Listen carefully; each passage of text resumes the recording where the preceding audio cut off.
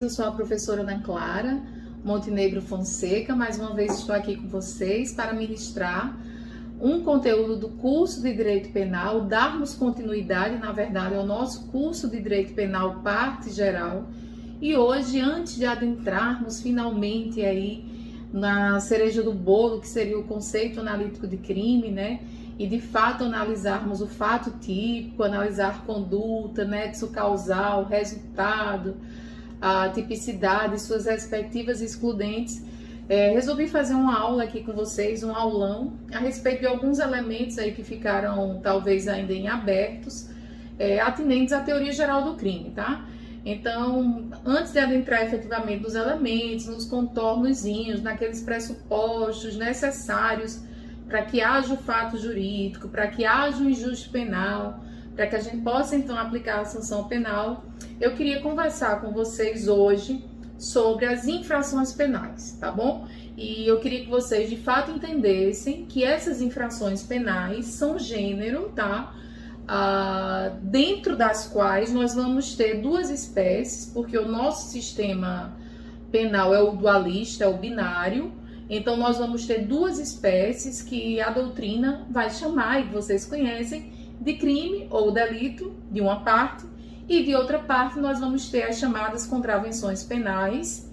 Também podem ser chamadas, eu não gosto de chamá-las assim, mas podem ser chamadas, categorizadas, classificadas como crime anão, crime liliputiano ou crime vagabundo, tá? Apenas uma curiosidade aí, se vocês, para que vocês lembrem aí, né? A ideia de crime liliputiano faz uma referência às obras do famoso, do inglês, né? Jonathan Swift. Ele tem uma obra, não sei se vocês vão lembrar disso, mas ele tem uma obra, um romance intitulado As Aventuras de Gulliver, bem interessante. E lá no enredo dessa obra, das Aventuras de Gulliver, existe inclusive uma ilha imaginária em que os habitantes não passam de 6 polegadas, que seria aí aproximadamente 15 centímetros, então pequenininhos. Por isso a ideia de contravenção penal, né? Crime anão seria uma referência mais ao ordenamento italiano, que tem essa nomenclatura. Eu repito, insisto, não gosto de chamar a contravenção penal de crime anão, de crime liliputiano, porque nosso sistema é dualista, separa crime de contravenção, e quando a gente chama parece um pouco confundir, tá? Só uma ressalva, existem sistemas no globo que são tricotômicos, como o francês, que faz uma distinção de fato entre crime, delito e contravenção. Então, crimes na França são mais graves, delitos são intermediários, contravenções geralmente são resolvidos, por exemplo, por intermédio da própria polícia, não chegariam aí no judiciário. O nosso sistema não, repito, insisto, é dualista, é binário. Então, nós temos duas grandes espécies de infrações penais que nós vamos destrinchá-las logo em seguidas, que são exatamente crimes ou delitos, contravenções penais, também chamadas doutrinariamente de crime anão, crime liliputiano, crime vagabundo. Tá legal? Do ponto de vista ontológico, pessoal, do ponto de vista existencial, ambas as infrações, crimes ou contravenções, são idênticas. Então, não há o que se falar em diferença do ponto de vista do ser, tá? Ou seja, tanto crime como contravenção representam comportamentos humanos causadores de lesões ou perigos de lesões a bens jurídicos. Então, ofendem esses interesses tutelados penalmente pelo Estado, tá? Então, não há diferença. Tanto o crime como a contravenção está aí atentando contra algum interesse que o Estado protege em termos penais. Agora, do ponto de vista valorativo, do ponto de vista axiológico, aí o legislador diferencia. Ele vai categorizar como crime uma conduta que ele considera mais grave. E como contravenção, ele vai valorar, né? Ele vai graduar uma conduta que ele considera menos grave. Então, essa escolha, essa opção política varia muito, né? A depender do momento histórico, cultural e social, o legislador ele seleciona dada conduta e vai categorizar, classificar como crime ou como contravenção. Ana, me dá para que eu tenha noção de alguma conduta que já sofreu essa mudança ao longo do tempo. Se a gente pensar o porte ilegal de armas, né? até 97 a gente tinha como contravenção penal. Estava lá no artigo 19 do Decreto-Lei 3.688 de 1941, que é a Lei de Contravenções Penais. Então, era uma infração de menor potencial ofensivo, era uma infração com um grau menor. Já em 97, tornou-se crime. Em 2003, tornaram-se algumas formas do porte ilegal inafiançáveis, lá no Estatuto do Desarmamento. E se a gente pensar no pacote anticrime, né, que é a Lei 13.964 de 2019, que fez um rebuliço aí no nosso Código Penal, algumas dessas condutas, né, o porte ilegal de arma em si, tornou-se crime hediondo. Então vejam como houve uma modulação, né, uma modificação da ideia de porte ilegal de armas ao longo da história, né, da cultura da nossa sociedade moderna. Se a gente pensar em outra situação aí delitiva, nós podemos imaginar, por exemplo, o fornecimento de bebidas alcoólicas para crianças, né, menores de 12 e adolescentes entre 12 ali e até 18 completos, né, menores de 18 completos. A gente tinha também lá no artigo 63 do Decreto 3.688 de 41, na Lei de Contravenções Penais, como contravenção, como infração de menor potencial ofensivo. Lá em 2015 surgiu uma lei, a Lei 13.106, que tornou esse fornecimento de bebidas a crianças e adolescentes, de bebidas alcoólicas, né, um crime previsto lá no ECA, no seu artigo 243, né? Só para lembrar, o ECA é a Lei 8.069 de 90. Então, mais uma vez, por opção do legislador, a gente tem uma conduta que antes era uma infração de menor potencial ofensivo, que depois aí foi categorizada como crime, tá bom? Eu trouxe algumas diferenças aqui para a gente falar hoje, já anotei alguns pontos, praticamente são 8 pontos que a gente vai abordar aqui, 8 diferenças principais entre crime e contravenções, e a primeira delas seria a espécie de pena que os crimes trazem em comparado com a contravenção penal, tá legal? Então, se a gente pensar nos crimes e nos delitos, a gente pode pensar como tipo de pena a reclusão prioritariamente e a detenção. Então, sempre que vocês visualizarem no preceito secundário, que é o lugar onde se tem a sanção penal para o crime e tem escrito lá pena de reclusão ou detenção isolada alternativa ou cumulada com a pena de multa, nós temos um crime. Isso não sou eu quem diz, isso está no próprio artigo 1º da própria Lei de Introdução ao Código Penal. Então, Ana, se eu abrir o artigo 121, tem lá pena de reclusão de 6 a 20 anos, por exemplo. Eu já posso intuir que isso é um crime? Sim, sem dúvida. Por quê? Porque sempre que o legislador trouxer pena de reclusão ou detenção, eu posso subentender que isso é um crime? Sim, porque o legislador disse que esses regimes de cumprimento de pena, que é o regime de reclusão e de detenção, são regimes inerentes a crimes e não a contravenção, tá? Então, só para corrigir aqui, artigo 121, preceito primário, matar alguém. Preceito secundário, pena, reclusão de 6 a 20 anos. E qualquer outro crime que vocês abrirem a partir do 121 do Código Penal, vocês vão encontrar penas de reclusão ou de detenção, que são regimes de cumprimento de pena privativa de liberdade inerentes a crimes, que podem vir cumulados ou não com multas, né? E aí a gente vai ter, de fato, modalidades criminosas, modalidades mais gravosas de infração penal. Ana, e o que é que o legislador quis colocar para a ideia de infração penal chamada contravenção? Aí ele colocou uma outra forma de regime de pena que é chamado de prisão simples, né? Também pode vir cumulada a uma outra pena, a pena patrimonial de multa, pode vir alternada ou acumulada, geralmente a gente tem para contravenção penal mais a pena de multa, mas também do mesmo modo que a gente tem para os crimes a pena de reclusão, detenção isolada, alternativa ou acumulada com a multa, na prisão simples a gente pode ter alternada ou acumulada também a multa. No momento propício, lá em Penal 2, a gente vai estudar, ou comigo ou com outro professor, esses regimes de cumprimento de pena. Mas só para que vocês tenham uma noção inicial, né, a reclusão é o regime de pena previsto para crime mais grave. Então, o sujeito pode iniciar, por exemplo, a cumprir a depender da quantidade de pena que ele receber. Por exemplo, se for superior a 8, no regime fechado. Mas ele pode começar o cumprimento de pena em regime fechado, semiaberto e aberto. Na detenção, ele pode começar o cumprimento de pena no regime semiaberto ou no aberto. Na prisão simples, ele só pode iniciar o cumprimento de pena no sistema semiaberto ou aberto. E um detalhe entre a detenção e a prisão simples, né? A detenção para crimes e a prisão simples para contravenção penal, é que na detenção vai poder existir o chamado fenômeno da regressão.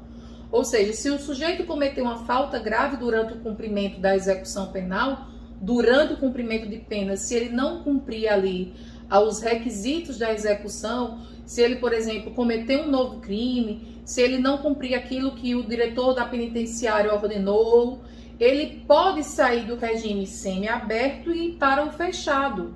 Na prisão simples, isso não pode acontecer. Então, é uma das diferenças que existe entre a pena de detenção, o regime de cumprimento de detenção e a prisão simples, tá bom? Essa é uma diferença bem básica, tá? Que eu poderia dar aqui para vocês, e principalmente também em relação à quantidade de pena, tá? Lembrando que geralmente a pena para que eu tenha pena de reclusão, a gente tem quantidade de pena, então vocês devem abrir o artigo 33, então superior a 8 anos, a gente vai ter uma pena, um regime fechado, inferior ou igual a 8, mas até 4, a gente pode ter um regime semiaberto, então inferior a 4, a gente pode ter aberto, e assim sucessivamente. Então, a ideia de que regime a gente vai ter, se fechado, semiaberto ou aberto, a gente tem isso vinculado à quantidade de pena. Também isso ocorre para a detenção, que pode ter o semiaberto e o aberto. Isso também ocorre para a prisão simples, que também pode ter o semiaberto ou aberto, a depender da quantidade de pena. Então, superior a 4, a gente vai ter a prisão simples em regime semiaberto, e inferior ou igual a 4, a gente tem o regime aberto. Essas distinções são mais aprofundadas em teoria da pena. Isso é apenas para que vocês tenham uma noção, tá bom? Existe ainda uma diferenciação que eu queria mencionar para vocês, que também vai ser mais destrinchada, né, mais esmiuçada em teoria da pena, mas eu não gostaria de passar sem mencionar, que é atinente às ações penais. Os crimes, pessoal, podem ter todos os tipos de ações penais. Ana, e quais são todos os tipos de ações penais? Bom, se vocês abrirem o artigo 100 do Código Penal, vocês vão encontrar que as ações penais, elas podem ser públicas, e aí ela vai ser chamada de denúncia, tá? E o titular dessa ação pública é o Ministério Público, é o órgão ministerial, é o parquê, e essa ação pública, ela vai poder ser incondicionada, ou seja, o Ministério Público, diante da chamada justa causa, indícios da autoria e prova da materialidade, ele sem autorização nenhuma, sem a autorização da vítima, sem representação da vítima, ele deve ingressar, deve oferecer a denúncia, ele segue o princípio da obrigatoriedade, né? Ele não deve esperar, ou essa ação pública, essa denúncia pode ser condicionada. Aí ele pode ser condicionada a uma representação da vítima, o Ministério Público deve aguardar que a vítima se manifeste, por exemplo, e diga que ela tem um interesse, que o Ministério Público siga com aquela denúncia. Então essa representação termina sendo uma condição de procedibilidade dessa ação penal, ou muitas vezes essa ação penal fica à mercê de uma requisição do Ministério da Justiça, que também deve dar essa autorização. Então, a ação ela pode ser pública, incondicionada ou condicionada à representação ou à requisição, tá bom? Mas ela também pode ser privada, e ela não vai se chamar denúncia, ela vai se chamar queixa-crime. Queixa-crime não se confunde com notícia-crime. Notícia-crime é aquela notícia que você dá perante a autoridade policial, né? Você vai ali e formula a notícia do crime, né? Você pode gerar o boletim de ocorrência e depois dar a notícia do crime. A queixa-crime não. É de fato o processo através da ação privada que é feita pela vítima e pelo seu advogado privado. Então, é uma exceção, né? O ius accusationis é dado à vítima de modo excepcional, porque de regra as ações aí são de titularidade do MP, mas pode existir aí uma ação subsidiária da pública, privada subsidiária da pública.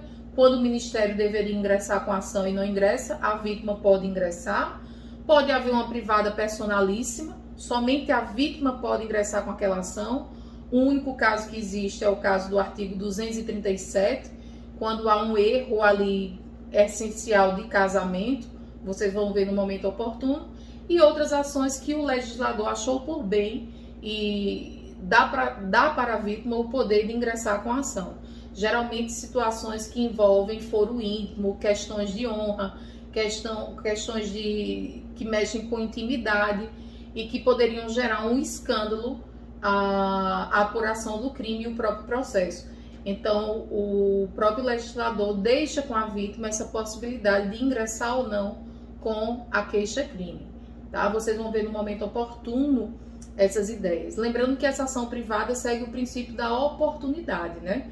Exatamente como eu mencionei. Então, a vítima, ela que decide se ela deve ingressar ou não com a ação penal. E ela tem um prazo de decadência aí de 6 meses, né? Da ocorrência do crime, ela tem 6 meses. Se a vítima não ingressa, ela geralmente perde aí esse direito de ingressar. A decadência faz com que se extingua a punibilidade.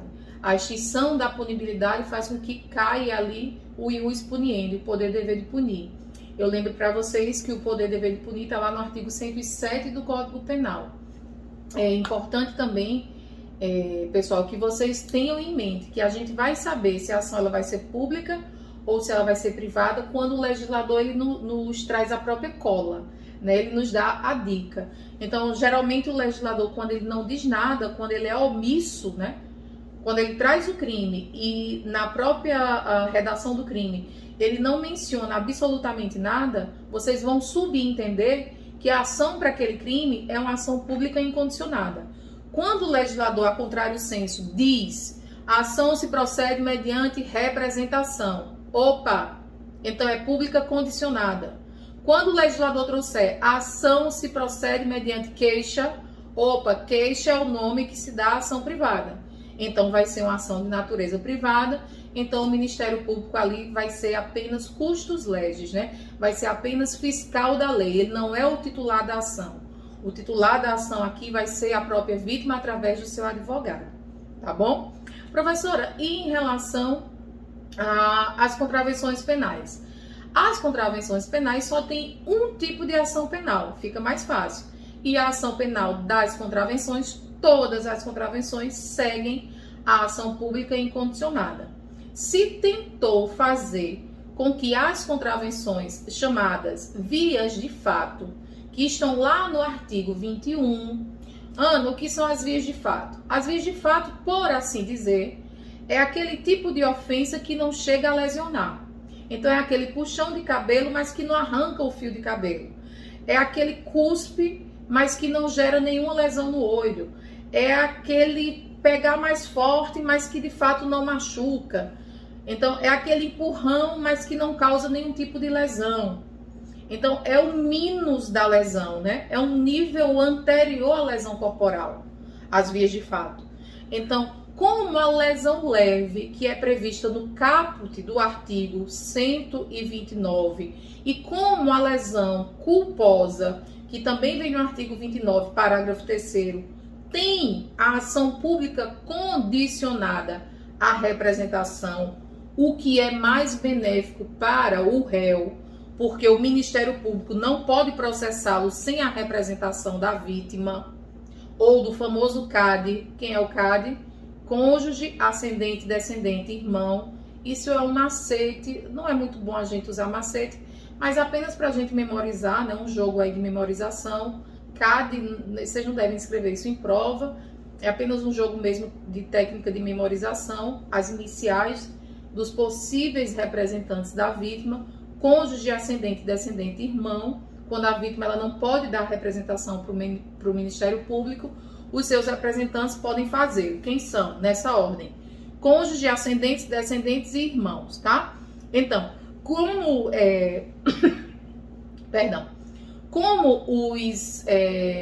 como nessas lesões, tanto na leve como na culposa, o Ministério Público tem que esperar e a lesão é mais grave que as vias de fato, porque nas vias de fato a ação é pública e incondicionada. Não deveria ser também condicionada para favorecer o réu? Aí o STF chegou a julgar um caso nesse sentido. E depois de analisar um caso nesse sentido, terminou avaliando que não interessa se as vias de fato são menos graves que a lesão leve e culposa, não interessa se a lesão leve e culposa tem ação pública condicionada, o que importa é que o legislador quis determinar que para as contravenções a ação ela é pública e incondicionada. Então continua para todas as contravenções a ação sendo pública e incondicionada. Então essa ideia que a doutrina tentou fazer com que as vias de fato fossem também pública condicionada não vingou. Certo? Professor, em relação à punição da tentativa, da famosa conatus, né? O que é a conatus? A conatus é um crime incongruente. O elemento subjetivo existe, o dolo, o ânimos, eu quero matar alguém. O querer, a vontade, a consciência do agente em cometer o crime, né? O querer o elemento volitivo e o elemento intelectivo, a vontade e a consciência do crime existem, mas a ação ela é interrompida, né? A conduta ela é interrompida por circunstâncias alheias. Essa é a definição de conatus. Você inicia o verbo núcleo, você tem o dolo, você tem a vontade e o querer e a consciência do que você está fazendo, mas uma circunstância alheia interrompe. Então você não concretiza o preceito primário, você não concretiza todos os elementos do crime, os elementos objetivos do crime. Por isso que é um tipo incongruente. Você tem todos os elementos subjetivos, mas você não tem os elementos objetivos. Você não realiza a conduta, você não fecha o verbo núcleo. E a tentativa é possível no crime? E a tentativa é possível na contravenção penal? Cuidado com essa minha pergunta. É possível em ambos. Agora, é punível em ambos? Existem crimes que possuem tentativa e que podem, essa tentativa, ser punível. Nas contravenções, factível a tentativa é. Eu posso imaginar uma tentativa, por exemplo, de perturbação ao sossego. Eu posso imaginar uma tentativa de vias de fato, alguém tentar me cuspir e outro impedir. Agora, o que eu estou falando é ser possível ser punível. Possível é em ambos os casos. É possível haver tentativa de crimes e é possível haver tentativa de contravenções. Agora, atenção, porque isso pode ser uma pegadinha aí em concurso. Não é punível tentativa de contravenção. Agora, é punível, em alguns casos, tentativa de crimes, tá? A gente vai ver que, excepcionalmente, existem crimes, por exemplo, crimes omissivos puros ou próprios que não existe tentativa. Mas, de regra, a maioria dos crimes aí, os crimes materiais, por exemplo, admitem tentativa, tá? Ana, mais uma diferença. Limite de pena. A gente teve aí um pacote anticrime, né? A Lei 13.964, 2019, que modificou, atenção, o limite máximo de cumprimento de pena. Nós sabemos aí que a Constituição veda a pena de caráter perpétuo. Então, o limite máximo de cumprimento de pena é de, não mais 30, de 40 anos. Modificou, então, o pacote anticrime, né, o artigo 75 do Código Penal, tá bom? Então, a Lei 13.964 de 2019, pacote anticrime, modificou exatamente o artigo 75 e para qualquer crime aí, o máximo de cumprimento de pena, 40 anos, tá? Ana, em relação às contravenções penais, a gente tem que abrir o artigo 10 da Lei de Contravenção Penal e a gente verifica que o máximo de tempo de cumprimento da prisão simples, que seria a ideiazinha de pena privativa, né, de liberdade das contravenções, é de até 5 anos. Então, não poderia aí durar mais que 5 anos, certo, pessoal? Então, cuidado. Se a gente tem, em relação aos crimes, 40, a gente tem para as contravenções 5 anos, tá? Nós já estudamos extraterritorialidade. Para os crimes, a gente viu, então, que é possível, né, que a lei penal brasileira abarque aí situações praticadas fora do nosso território nacional. A gente viu que a regra é a territorialidade, artigo 5º, né? Em que pesa essa territorialidade ser temperada, né? Porque cabe a intraterritorialidade, o caso das imunidades diplomáticas. O diplomata pratica crime aqui, mas a lei penal brasileira não vai ser aplicada por conta da intraterritorialidade. Então tem o fenômeno da territorialidade, da intraterritorialidade e da extraterritorialidade. Ou seja, os crimes praticados fora e ainda aplica-se a lei penal brasileira. Então, para crimes, eu tenho certeza que vocês não têm dúvidas, porque a gente estudou bem direitinho o artigo 7º nas suas 3 hipóteses, né? Extraterritorialidade incondicionada, condicionada e hipercondicionada, tá? Agora, a minha pergunta, então, resta: e será que, se uma contravenção penal for praticada lá na Argentina, cabe incidência do decreto-lei, a Lei 3.688 de 41? Então, por exemplo, a gente vai ter a aplicação da nossa Lei de Contravenção Penal brasileira, aí o artigo 2º da própria Lei de Contravenção nos responde e diz que não admite, tá, a aplicação da nossa lei penal para contravenções praticadas fora do território nacional, tá bom? Ana, quem julga crime, quem julga contravenção? Bom, o julgamento e processamento de crimes pode ser tanto da Justiça Estadual como da Justiça Federal. Aí o artigo 109 da Constituição é bem claro, né? Atingindo bens da União, a gente de regra vai ter a gente vai ter aí o julgamento pela Justiça Federal. Se não for aí um bem de interesse da União, fica na Justiça Estadual. E as contravenções? Regra, Justiça Estadual. A não ser que exista aí um foro por prerrogativa de função, como a gente viu as imunidades, lembram? Aí teve aquela mudançazinha da ação 937, vocês têm que lembrar que se alguém tivesse foro por prerrogativa de função, praticar o crime em razão da função, aí a gente pode ter aí a incidência de, por exemplo, um foro diferenciado e não a Justiça Estadual, tá? Então, nós podemos ter, por via de exceção, um foro por prerrogativa de função para as contravenções. Ou um caso, por exemplo, de um juiz federal que pratica uma contravenção. Claro que ele não vai ser julgado pela Justiça Estadual. Então, ele vai ser julgado aí pela própria Justiça Federal, tá? Então, exceção a gente também pode ter em relação a isso. Não esqueçam, tá bom? Poderia falar aqui com vocês ainda de um instituto, tá? De um instituto chamado SUSI, tá? Ele escreve SUSIS, mas a gente pronuncia SUSI, que seria a suspensão da execução da pena. No Código Penal, lá no artigo 77, quando vocês estiverem estudando de novo Penal 2, Teoria da Pena, no artigo 77, vocês vão estudar 4 formas de SUSI. Seria o SUSI simples, o especial, o etário e o humanitário. E essa suspensão da pena, ela é uma suspensão condicional, tá? Da pena. Então, se o sujeito preencher as condições do artigo 77, ele pode não ficar preso, mas ele fica vinculado, por assim dizer, ao juízo, e ele passa por um período chamado período de prova. Então, ele vai cumprir determinado período, no lugar de estar preso, ele fica em liberdade, mas ele fica aquele períodozinho vinculado, e ele vai ter algumas atividades a cumprir naquele período, e depois daquele período, no lugar dele estar preso, mas ele fica vinculado ao juiz naquele período, depois que cumpriu, a pena está extinta, tá? Isso é possível para crimes. E esse período de prova, geralmente para os crimes, pode ser entre 2 a 4 anos, se o SUSIS for simples ou especial, e de 4 a 6 anos, quando o SUSIS é etário ou humanitário. Ana, é possível um SUSI para contravenção penal? É possível. Agora, o período de prova é menor, é de 1 a 3 anos.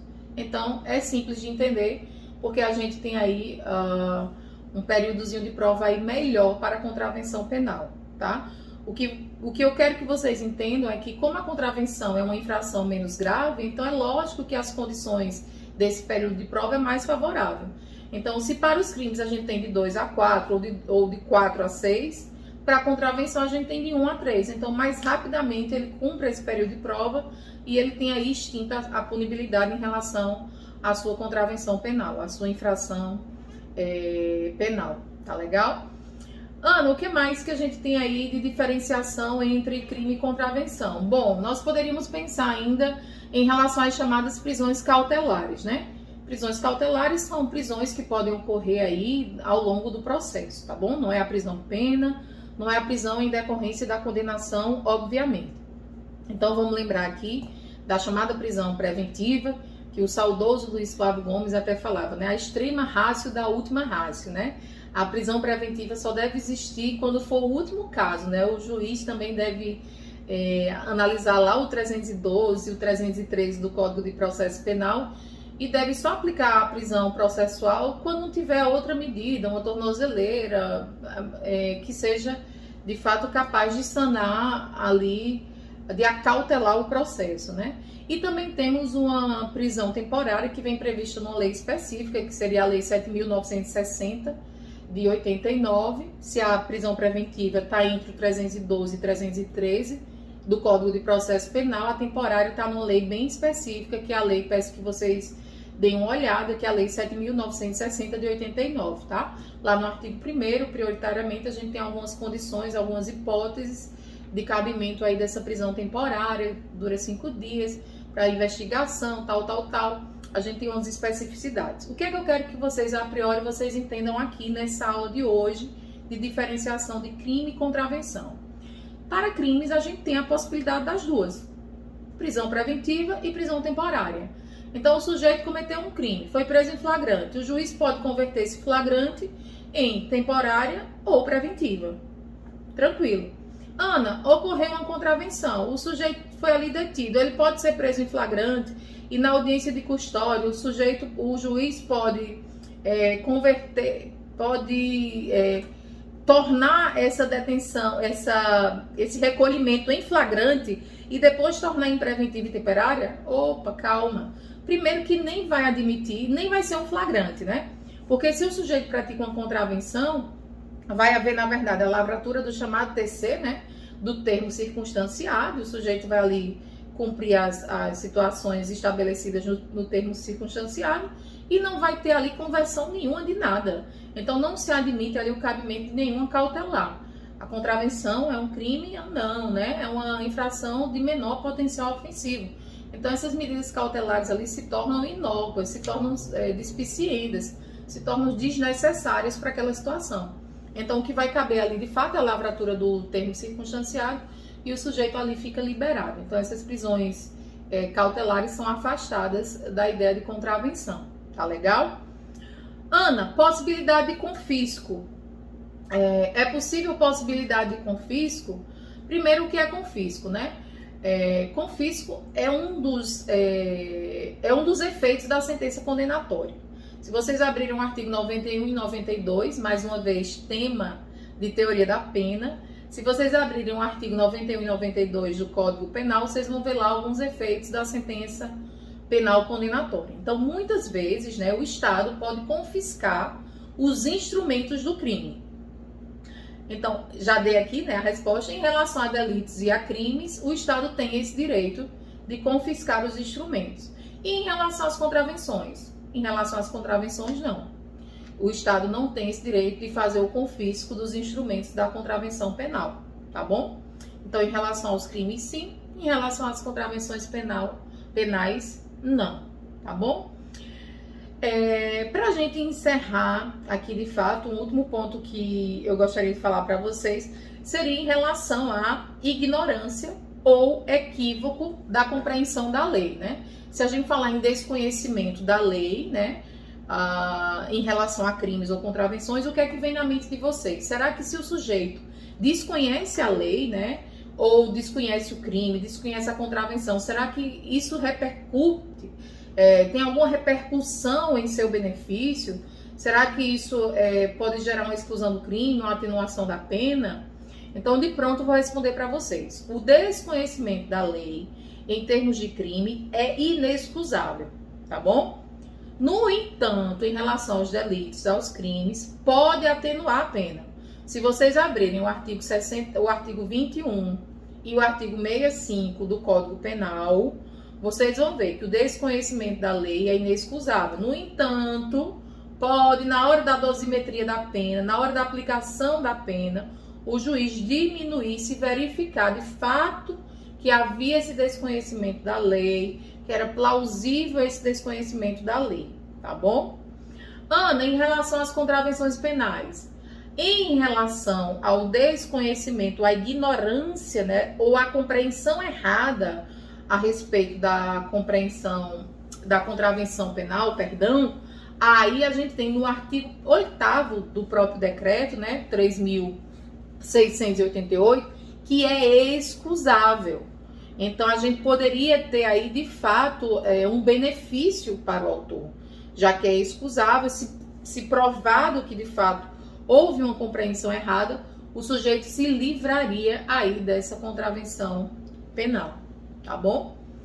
Bem, pessoal, finalizamos essas diferenciações a respeito dos crimes e das contravenções. Eu vou finalizar esse vídeo para que a gente comece um outro vídeo tratando de outros assuntos atinentes aos elementos do crime. Então, muito obrigada pela atenção e eu aguardo vocês nos próximos vídeos, tá bom? Até mais!